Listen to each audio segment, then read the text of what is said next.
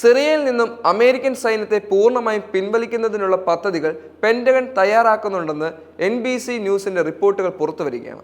രാജ്യത്ത് അമേരിക്കയുടെ സൈനിക ഇടപെടൽ ഉപയോഗപ്രദമായ ഒരു ലക്ഷ്യത്തിനും വേണ്ടിയല്ലെന്ന് പ്രസിഡന്റ് ഡൊണാൾഡ് ട്രംപ് പറഞ്ഞതിനാലാണ് ഈ റിപ്പോർട്ടുകൾ പുറത്തുവരുന്നത്. ഇസ്ലാമിക് സ്റ്റേറ്റിനെതിരെ IS മുമ്പ് ICS ആയിരുന്ന ഇസ്ലാമിക് സ്റ്റേറ്റിനെതിരെ പോരാടുന്നതിന്റെ വ്യാജേന 2014 അമേരിക്കൻ സൈന്യം സിറിയയിലേക്ക് കടന്ന് തങ്ങളുടെ ആധിപത്യം ഉറപ്പിച്ചു. സിറിയ ഒരിക്കലും അമേരിക്കയുടെ സൈന്യത്തെ വിന്യസിപ്പിക്കാൻ ആവശ്യപ്പെട്ടിട്ടില്ലെങ്കിലും രാജ്യത്ത് അമേരിക്ക തങ്ങളുടെ സൈനിക സാന്നിധ്യം നിലനിർത്തി വരികയായിരുന്നു. പെന്റഗണിലെ ഉദ്യോഗസ്ഥർ സൈനികരെ പിൻവലിക്കാനുള്ള പദ്ധതികൾ തയ്യാറാക്കാൻ തുടങ്ങിയിട്ടുണ്ട്.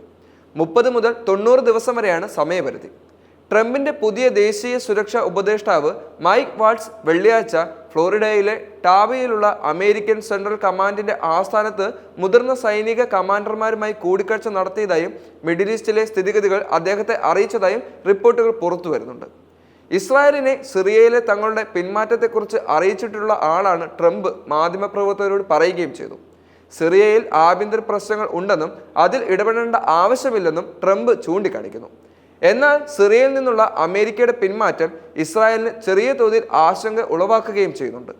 2018 ഡിസംബറിൽ തന്റെ ആദ്യ ടൈമിൽ ട്രംപ് സിറിയയിൽ നിന്നും അമേരിക്കൻ സൈന്യത്തെ പിൻവലിക്കാനുള്ള പദ്ധതികൾ പ്രഖ്യാപിച്ചിരുന്നു. പ്രതിരോധ സെക്രട്ടറി ജെയിംസ് മാറ്റിസിൽ നിന്നും ഈ തീരുമാനത്തിന് കാര്യമായ എതിർപ്പ് നേരിടേണ്ടി വരികയും ചെയ്തിരുന്നു. അദ്ദേഹം ഒടുവിൽ പ്രതിഷേധിച്ച് രാജിവെക്കുകയും ചെയ്തു. ചില ഉദ്യോഗസ്ഥരെ പിൻവലിച്ചെങ്കിലും പലരെയും പിന്നീട് പുനർവിന്യസിക്കുകയും ചെയ്തു. 2024 ഡിസംബറിൽ സായുധ പ്രതിപക്ഷ ഗ്രൂപ്പുകളുടെ സഖ്യം ബാസർ അസാദിന്റെ സർക്കാരിനെ അട്ടിമറിച്ചതിന് തൊട്ടു പിന്നാലെ രാജ്യത്ത് അമേരിക്കൻ സൈനികരുടെ എണ്ണം യഥാർത്ഥത്തിൽ 2000 പെന്റഗൺ അംഗീകരിച്ചു. ഇതിനിടെ ഇറാഖിൽ നിന്നും ആയുധങ്ങളും ഉപകരണങ്ങളും വഹിച്ചുകൊണ്ട് നിരവധി വലിയ അമേരിക്കൻ സൈനിക വാഹന വ്യൂഹങ്ങൾ സിറിയയിലേക്ക് കടന്നതായി അന്ന് നിരവധി മാധ്യമങ്ങൾ റിപ്പോർട്ട് ചെയ്യുകയും ചെയ്തു. സിറിയയിൽ സൈന്യത്തെ വിന്യസിക്കാൻ അമേരിക്കയ്ക്ക് ഒരിക്കലും അനുമതി നൽകിയിട്ടില്ലെന്ന് സിറിയയിലെ മുൻ ഭരണാധികാരി ബാസർ അസാദ് മുമ്പ് വെളിപ്പെടുത്തുകയും ചെയ്തു. അതേസമയം ട്രംപ് ഗാസ ഏറ്റെടുക്കാനുള്ള പദ്ധതി ഉൾപ്പെടുന്ന ഒരു നിർദ്ദേശം പ്രഖ്യാപിച്ചതോടെയാണ് സിറിയയിൽ നിന്നും സൈന്യത്തെ പിൻവലിക്കാനുള്ള സാധ്യതയെക്കുറിച്ചുള്ള ഏറ്റവും പുതിയ അവകാശവാദങ്ങൾ ഇപ്പോൾ ഉയർന്നു വരുന്നത്.